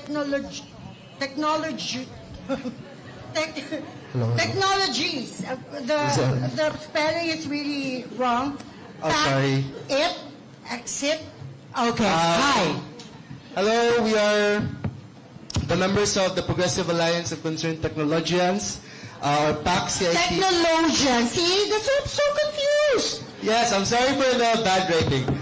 First and foremost, we want to, with what I'm going to say right now, we want to relate our experiences as student activists and, I guess, victims of student repression to why we support an anti-political dynasty measure and why we support every single measure that aims to put transparency and institutionalize consequences to people who use our political system for their own greedy personal interests. We did a signature campaign to clamor for an open and public consultation on the tuition fee increase in CIT. under Cebu City Students' Rights and Welfare Ordinance, we are, we deserve that, a public... Focus on political dynasties, please. Yes. We have lots of issues in the University of the Philippines, in this world. A little bit of experience. We need the political dynasty stand first, right now. So the reason why we want to support the stance on anti-political dynasties, and again, every single measure that aims to put more consequences to those who use our system for corruption, who use our system to plunder our resources, is primarily for the fact that many people are suffering and deserve to have justice in their hands, right? Students like us who have been threatened with expulsion, we deserve justice, and we deserve it not just in school, we deserve it even outside of school. We deserve it because under our system, we are not the only victims. The victims include Charis Banyes, who was wrongfully imprisoned in Agusan del Norte, or Agusan del Sur, in Agusan. Some of these victims include Frenchie May Cumpio, a journalist who was imprisoned in Eastern Visayas, and many more, including Miles Albacin, who has recently been released, Alvin Fortaleza, who has recently been released. These people are fighting for our rights as we have been. We fought for a public consultation, and we got an expulsion threat. How many more people have had worse in our system? How many people have died fighting for even the most basic rights, right? Even the most basic welfare. And yet, family dynasties, who are some of the most corrupt and some of the most fascist individuals in this country, are the ones who are suppressing these, right? Many of the mining companies that have been violent towards protesters, many of the various companies that have been reported to bust unions.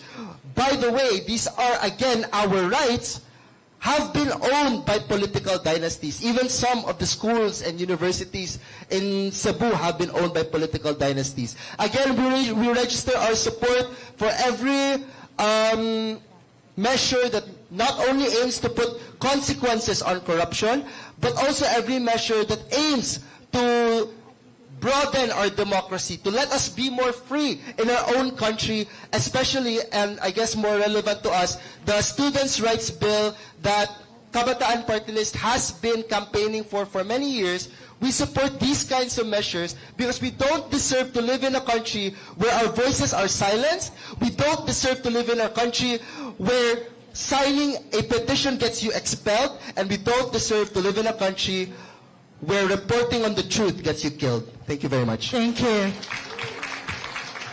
Okay, we now call on Francis Bakatan of Kabataan Party List, Cebu.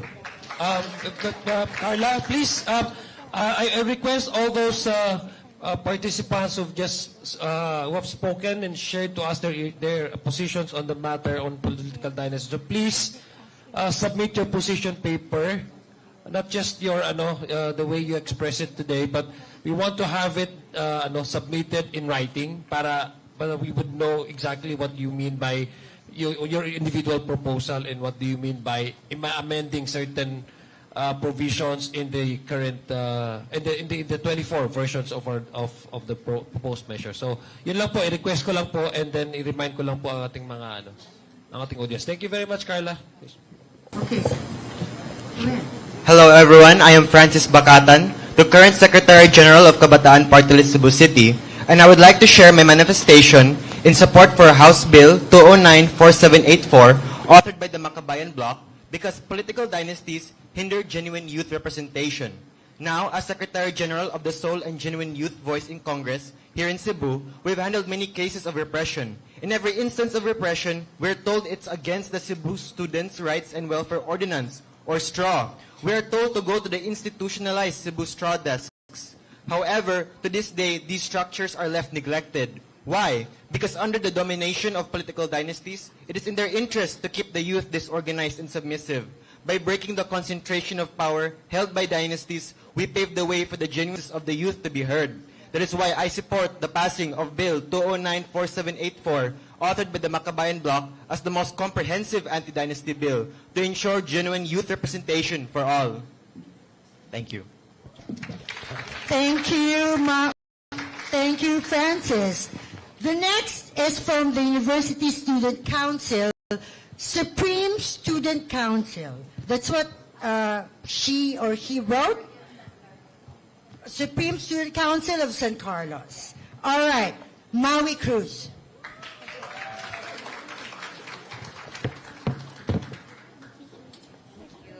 Hello, maayong adlaw sa inyong tanan. Ako di ay si Maui Cruz, the President of the USC Supreme Student Council. And on behalf of the Council, we would like to register our support, Bill 209 and 4784. Political dynasties do not survive on popularity alone. They survive by building systems that shield them from accountability. When families treat public office as inheritance, dissent, syempre, it becomes a threat. And because there are families that are so desperate to keep power in their kin, they will do anything to fend off any threats to that, which includes repression. And as we near the anniversary of EDSA, we remember how Marcos, as part of the highest and the most notorious political dynasty, relied on weaponizing state forces through martial law to secure political control for his family. Now today, as students, while the context may look different, we still feel similar tactics inside our schools. Within the past few months, students have reported increased state-sponsored red tagging and black propaganda. For example, the continuous attempts of NTF-ELCAC, headed by and supported by political dynasties, to red tag progressive student leaders and organizations online and even inside our campuses, making it harder for students to form organizations, mobilize, and speak on issues that really matter, like political dynasties. Because when political power is concentrated in the hands of a few families, they also gain control over state machinery. And with that control comes the capacity to silence critics and intimidate those who challenge them, even students, especially those who are active against speaking out on pertinent issues. And that is why we support and call on everyone in this room, because in truth, the next person who will be repressed might be someone in this room. To support House Bill 209 and 4784, because these bills are what will genuinely protect the rights and welfare of the youth and will allow us to foster an environment where students can freely organize and mobilize for their advocacies without fear of political persecution from the state or their own schools. We cannot allow more of the youth to be afraid of speaking up and fighting for the future na deserve naman natin. Daghang salamat. Thank you so much. We proceed to SWV FINMA, Supreme Student Government, Duke Dominique Emia. Did I pronounce that correctly? And is he here? Duke Dominique? So Hello. Good afternoon to honorable members of the House of Representatives. My name is Duke Dominic Emia, the current Vice President of Southwestern University FINMA's Supreme Student Government. But today I'm also representing Kabataan Contra Corruption. From Kabataan Contra Corruption, we would like to express our support for House Bills 209 and House Bills 4784. Political dynasties heavily entrenched in our political system destroy the very essence of democracy and accountability, where control is concentrated within families and funds are more easily funneled towards their pockets. In this culture that normalizes corruption, leadership positions are treated as family property, more so run as business rather than positions held to benefit the people. We even see that beyond holding simultaneous positions, dynastic successions extend the same extent of control over governmental positions. And this is the effect that allows anomalous infrastructure projects to pass. In Cebu, billions of pesos were spent on clearly anomalous flood control, more than 26 billion pesos, but it still resulted in two-story high floods and more than 200 deaths. This has heavily affected lives of students, where academic materials, papers, laptops were washed away by the flood. It was corruption that made that disaster, political dynasties benefited from the demise of their constituents. Therefore, in our fight against corruptions, we believe that all forms of dynasties be disallowed immediately and decisively. So Kabataan Contra Corruption therefore supports House Bill 209 and 4784. Thank you and mayong hapon. Thank you. From the League of Filipino Students Cebu, may I call on Gabby Saavedra. Maayong hapon sa tanan, sa kay estudyantihan, sa membro sa House of Representatives o sa tanan pa nga lain-laing sektor nga naakaron sa karon nga forum or karon nga hearing. Mula sa perspektibo ng League of Filipino Students Cebu, buong puso at matibay naming sinusuportahan ang House Bill 209 at House Bill 4784, ang Anti-Political Dynasty Bill. We register that there is no good political dynasties. Kanina sinasabi na baka may distinction ang political dynasties. Merong good at merong bad. Pero from the perspective of the League of Filipino Students and all amongst the National Democratic Mass Organizations here in the forum, we register that walang mabuti na political dynasty. Ang mga political dynasty ay hindi lamang baluktot sa eleksyon. Sila ay konkretong mekanismo ng iilang mga pamilya, mga elites. Sa sistemang ito, nagiging instrumento ang pampublikong opisina para sa pribadong yaman ng iilang mga pamilya. Mga bilyonaryo nga andito ngayon sa ating political spaces, yung mga negosyante na andito pa rin sa ating Kongreso, sa Senado, yung mga may hawak sa malalaking lupa, yung mga Villars, sila andito pa rin sa Senado. So, kinukundina natin yung gantong pag-aalaw ng ating pamahalaan sa gantong mga pamilya na nagmonopolyo sa ating spaces in the political sphere. So, sa pamamagitan ng mga political dynasty, sinasakop nila ang yaman ng gobyerno. Sinasakop nila yung mga projects, yung mga infrastructural projects. Kung dito sa Cebu, yung flood control projects natin na nangunguna yung QM Builders, saka yung link to Jasper Distaya. Yung pagkontrol sa ating mga lupain, yung ating mga kayamanan at iba pang resources na minomopolyo ng gantong mga pamilya. Tinitiyak ng political dynasties ang pagpapatuloy sa sistemang ito. Kaya naman kinukundina natin yung gantong pamamahala ng mga political dynasties. Sa pamagitan ng pag-upo ng maraming posisyon sa halalan, pumapasok po sila sa iba't ibang branches ng ating government, sa Congress, sa Senate, sa LGUs at iba pa. Halimbawa na rito yung sinasabi kanina ni Cebu City 1st District Representative Rachel Del Mar, na mismo siya, minana niya yung pwesto sa kanyang generation, sa kanyang ama at iba pa. Yung kuya niya nasa Kongreso pa rin. So yung mga ganong mekanismo, nandito, manifested siya at nakikita natin in everyday basis. Walang good na political dynasty. Nire-register natin yan. At ngayon, kinakailangan ng kabataang Pilipino na sumang-ayon na sa lahat ng antas, walang good yung dinudulot ng political dynasties. Nakaka-capture nila kasi yung mga policies, yung mga palisiya, pinapabor nila yung mga proyekto at mga policies na nakabe-benefit sa kanilang mga interes. Ang pagsuporta sa panukalang batas, ang House Bill 209 at House Bill 4784 na galing sa Makabayan Bloc, ito ay pagsuporta sa tunay na demokratikong pampolitika laban sa minumunang yaman mula sa pampublikong opisina at laban sa sistemang kung saan ang gobyerno ay naglilingkod lamang para sa iilan at hindi sa sambayanang Pilipino. Wrap up, please.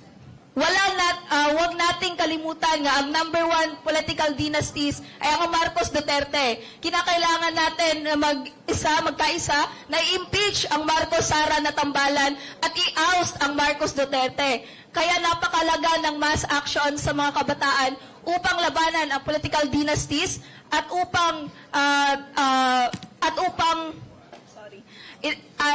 kaya papakalagang mass actions upang labanan ang political dynasties at ang paghahari ng iilang pamilya sa ating lipunan.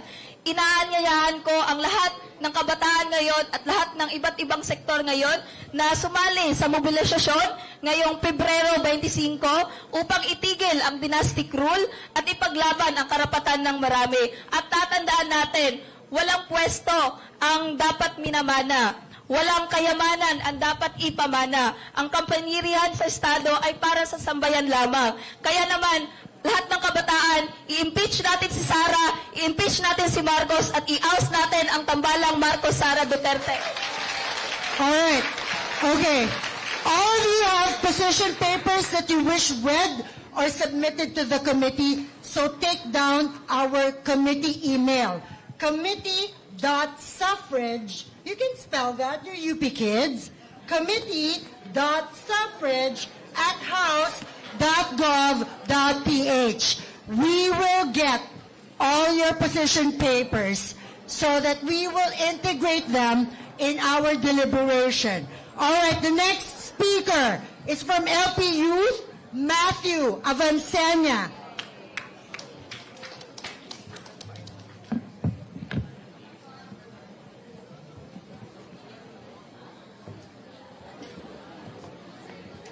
Hello everyone, my name is J. Matthew Avancenia. I'm from LP Youth, but most importantly, right now I speak as a mildly annoyed citizen of the Republic of the Philippines. There is no greater teacher than history, and no lesson, I believe, embodies this need for this bill more than the tale of the great Qing dynasty. At the height of its power, it inherited a civilization that was richer and more advanced than any other nation on earth, but yet it was held hostage. Unlike the older dynasties of China, the Qing were ruled by the Manchu, a small group that ruled over an overwhelmingly Han nation, a recipe for disaster, as the Mongolian Yuan proved. As the world outside advanced, the Qing's nobility and leadership, too entrenched with their own power, to maintain that fragile power, they kept their nation ignorant. If you know history, it is no secret that the advancement of technology often coincided with the empowerment of the people. Higher literacy rates, economic mobility, and of course the Qing couldn't have that. They couldn't have their fragile rule challenged by an empowered majority.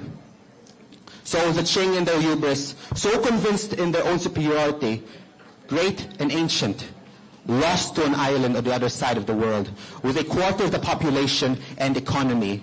The greatest civilization on earth was carved up like a Christmas ham, and what was once a beacon became synonymous with barbarism.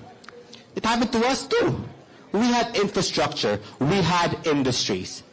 When we became an independent nation, something that most of Asia couldn't say, when we became an independent nation, we had what most of Asia could only dream about. Now look at us. There's a bloody educational crisis in an era where information and knowledge flow much more freely than the tap water in Talamban. Meanwhile, look at those contractors. They have houses that would make the most hedonistic Roman emperors blush. Political dynasties may start with strong personalities, but oftentimes they fall into hedonism and compliance. Talent isn't inherited. A common joke I'd like to tell, you know, I'm a distant relative of Bruno Mars, and yet, when I sing, I sound like a mouse whose parachute won't open.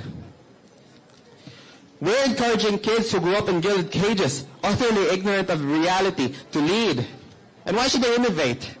Why should they get better if power is as guaranteed as Gucci and tax evasion for these people? We didn't throw a king, a distant president, and an emperor into the sea just so we could be ruled by 100 despots. Let's make politics competitive again. We are in a race. The world is progressing and changing much more quickly in the last 200 years than the rest of human history. We went from biplanes to space shuttles in half a century, and it's only getting more competitive out there. Give us the youth, a nation to be proud of, a nation that can still stand, a nation that will not be looked down upon for being backwards and dishonest. Give us a nation that our ancestors would be proud of. Rizal didn't die for this, nor did Bonifacio. Lapu-Lapu didn't die for this either. Thus, LP Youth Cebu and me, we support the anti-political dynasty bill, Bill 209 and Bill 4704. Thank you. Thank you. We proceed with, we call on Howell Villacruzes of Alianza sa Mamumuo sa Sugbo, Kilosang, Mayo 1. I'm sorry for those who wish to be included in the list because we are flying out to Cagayan de Oro City in a matter of 4 hours. And so, as much as we want to accommodate everyone, we can't. So, please email us at committee.suffrage@house.gov.ph. Yes, Mr. Villacruzes. Mayong hapon sa tanan. Ako ni si Howell Villacruzes, ikan sa Alyansa sa Mamumuo sa Sugbo, Kilosang Mayon, so Alliance of Workers in Cebu. So, kami sa Alyansa sa Mamumuo sa Sugbo, nagsuporta sa House Bill 209 o 4784. No? Sa mga aspeto nga una, broad siya og scope. No? It is broad in scope, meaning it covers local and national elective positions. Secondly, it is strict in definition, so dapat klaro nga katong second to the fourth consanguinity or affinity kay implement siya. Third, it should be effective in enforcement. Dapat klaro pod ang disqualification o ang mga penalties sa paglapas aning balaod nun. Kaupat, dapat protektahan siya or protected from delusion or protected siya from the loopholes nga pwedeng buhaton. Loopholes that could be created by the political dynasties that are now currently seated in Congress and in the whole state, in truth. Sa tinuod lang, kung makita na to, no, ang political dynasty is in the executive branch and legislative branch. Kung makapasa na pa siguro sila law, basin na sila sa judiciary branch, no? So, we can never say that the judiciary branch is also rid of it. So, we believe that the anti-political dynasty bill should be passed immediately because, one, for sure, Sara Duterte is running to make sure that her father could get away from ICC. And their allies can get away unscathed from all the corruption and killings they have done during the regime. Secondly, Marcos Jr., as we have seen, once he took the seat of power as president, he cleaned up his family's cases of corruption. And we cannot allow that to happen all the time. And I agree with si Sir Ganiha, the one from Mandaue, that it is Filipinos are made to easily forget. We do not easily forget. We are made to easily forget. So maybe we could put into the bill a measure which will entrench or put the records of political dynasties and their crimes against the people into the history books so that it could be studied all over again by the people so we never forget. Because as a representative of the workers, we know our interest could be put simply into three things. First, job security. Second, living wages. Third, humane working conditions. But even one of the House bills filed by the Makabayan bloc supporting all those has not been passed because we believe that political dynasties are hindering it. Because political dynasties are one of the manifestations of what we call and what we analyze to be bureaucrat capitalism. Gipadagan ang atong gobyerno nga murag negosyo o gipadagan siya sa mga politikal nga dinastiya para pagserbisyo sa ilang mga kakuntsabo ng mga negosyante. Ug dili ta dapat magpakahilom kabahin ani. And it is a challenge to the committee that what will happen after these consultations, what will happen during the 20th Congress, will decide if you are in the right side of history. History will judge you. It may be the case that political dynasty right now is all over the Philippines. But once the people emerge victorious, you will be judged by history. So remember that, and it is a challenge to everyone in this room, that the Philippine politicians will not move unless we make our voice clear. So it is a challenge to everyone to get organized, join your organizations, move within mobilizations, and push for the change that we want to happen in our society. Mora na, dahil salamat. Magandang pag-ibisig sa tanan. Next is Mr. Fiel Leaf of UP Cebu.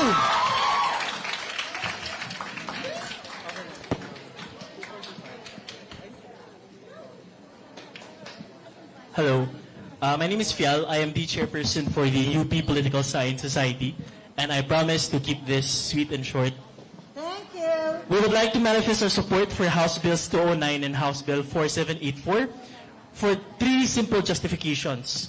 Because one, we have to ask ourselves, why do we still have to debate varied frameworks for the draft of the anti-political dynasty measures when the historical timeline in the Philippines has already shown great injustice since the past? That scholars have already published data, findings to show that local government units with political dynasties are directly related to poverty and underdevelopment. You learned that in your 151 and 152. But also, we have to see how political dynasties have entrenched not only the local systems, but all to the national systems and the relations between them. It shouldn't be a debate whether or not should we tiptoe around the policy. Should we give families some level of assurance that they can still run together? Should we still allow cousins to be in office? In fact, the policy should be blanket, should be comprehensive, and should be harsh. Because dynasties have been harsh. We shouldn't debate if it's second degree of consanguinity or fourth degree of consanguinity. Because the answer should be clear. It should be right there and adamant. Why? Because we've had the clear threat and the long overdue of a policy that has been promised to us since the 1987 Constitution.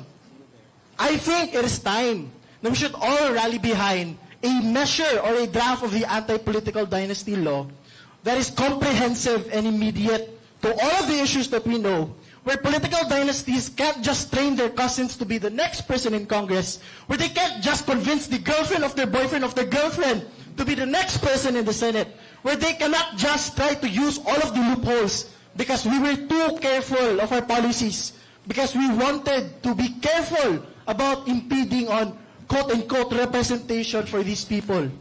There's power dynamics when people run for elections, and when families are allowed to continue, even if not through their immediate family, but even by the second consanguinity. These are harsh truths where you have the executive collaborating with their cousin in the legislative, appointing people who they want in the judiciary. These are problems that should be treated with urgency. So if the problem is, I might stop my friends or I might stop someone from allowing their granddaughter to run in office, that's a good problem to have. Because at the end of the day, leaders from the communities, from unions, from the farmers to different sectors will always emerge. What we have to do is to allow them to have the opportunity to compete equally, to compete fairly, because families, when they are big, will not be treating us peacefully. For all those reasons. Thank you. Our final speaker is Ms. Cristina Organiza of Akbayan Citizens Action Party and Gahum sa Katauhan. Where is Ms. Organiza? All right. Mayong hapon, ako si Cristina Organiza from Akbayan Citizens Action Party. member po at member rin ng Gahong sa Katauhan. So, to our members of the lower house of representatives, magandang hapon din po. So, despite opportunities, ito po ay mula sa mga communities po namin. Despite opportunities over the more than 100 years of dominance by families, at papangalanan na lang po namin such as the Osmeñas, Gulyases, Uwanos, Calderons, Duranos, Martinez, and the like, statistics on poverty show numerous families across rural Cebu still struggle with inadequate income, access to basic needs, and opportunities for socio-economic mobility.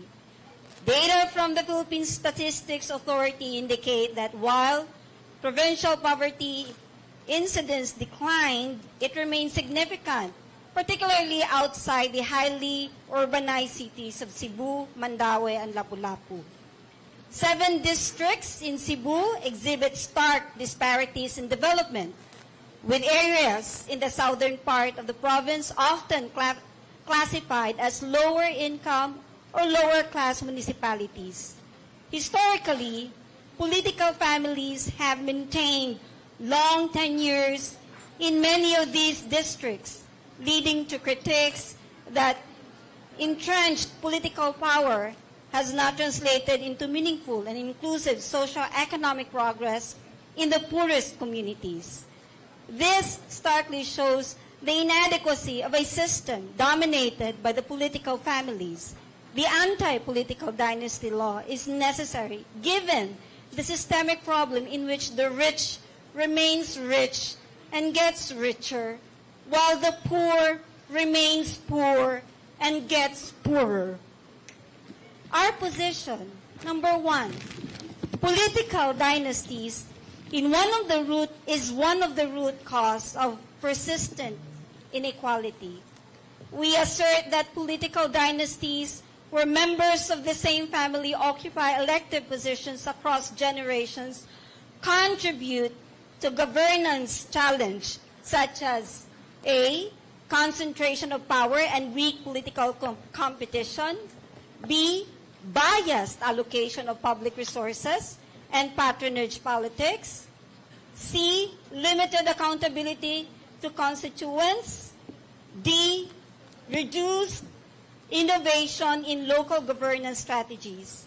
These factors can impede systemic approaches to rural development, livelihood programs, and poverty reduction, particularly in districts struggling to diversify their economies.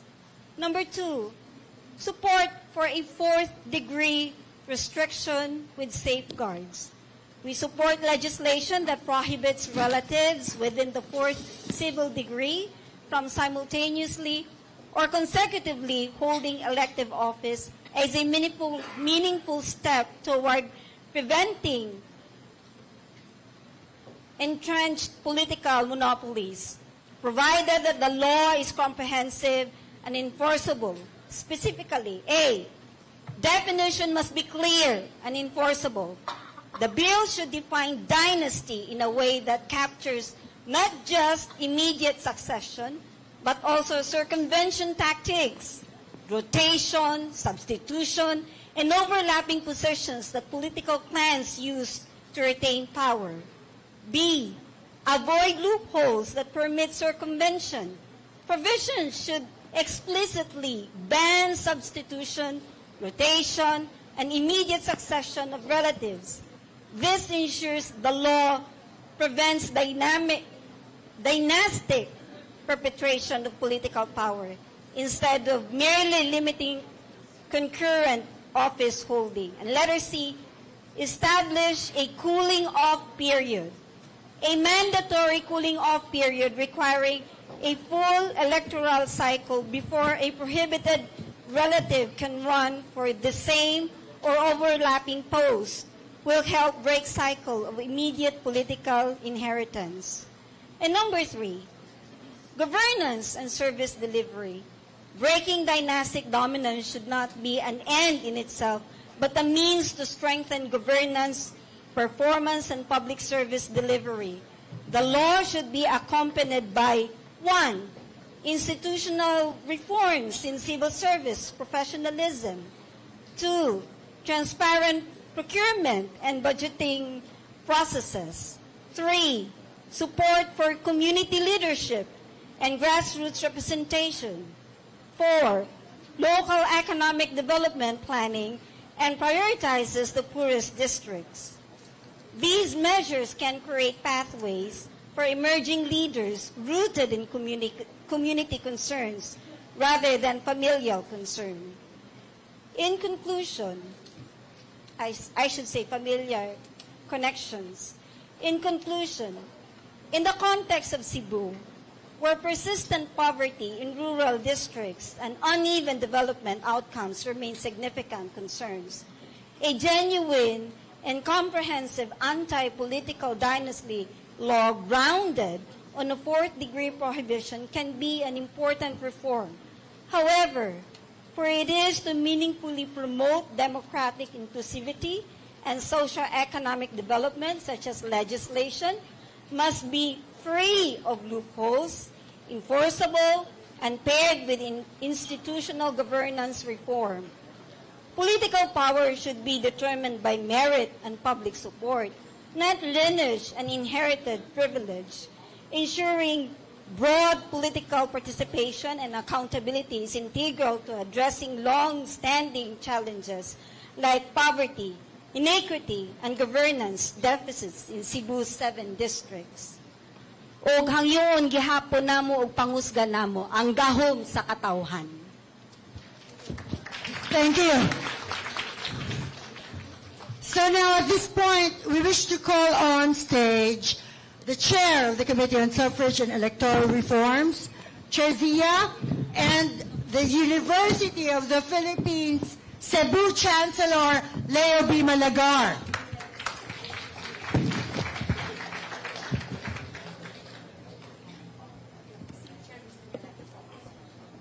Okay, all authors and members of the House, kindly come up on stage for a photo opportunity with the one, the only, Chancellor Leo of UP Cebu. Love it.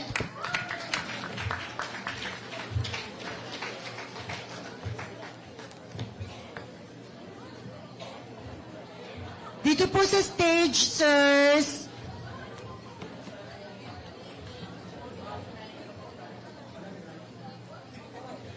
Again, reminding all of you to email us at committee.suffrage@house.gov.ph for all your positions.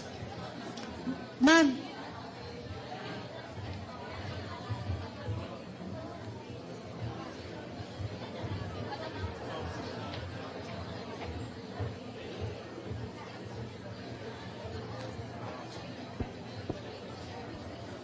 Chair.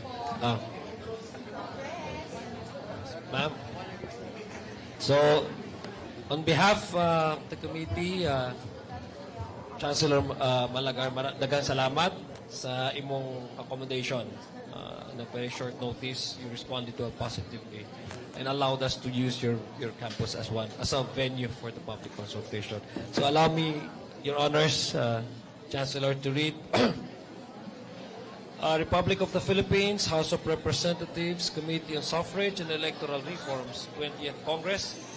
Certificate of Appreciation is hereby given to Attorney Leo B. Malagar, Chancellor, University of the Philippines, Cebu, for their invaluable contribution in the successful undertaking of the public hearing on anti-political dynasty measures held on February 19, 2026, at the Performing Arts Hall, University of the Philippines, Cebu, Cebu City, given this 19th day of February 2026, signed by the Chairperson. Maraming salamat po. Thank you very much.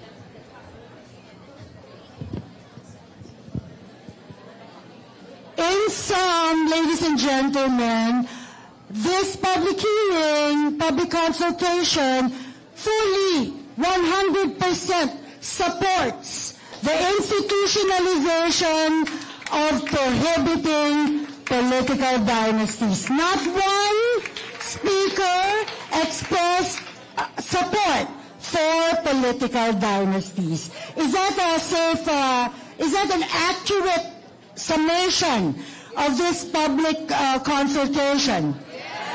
All right, UP fight! Let's go! Thank you.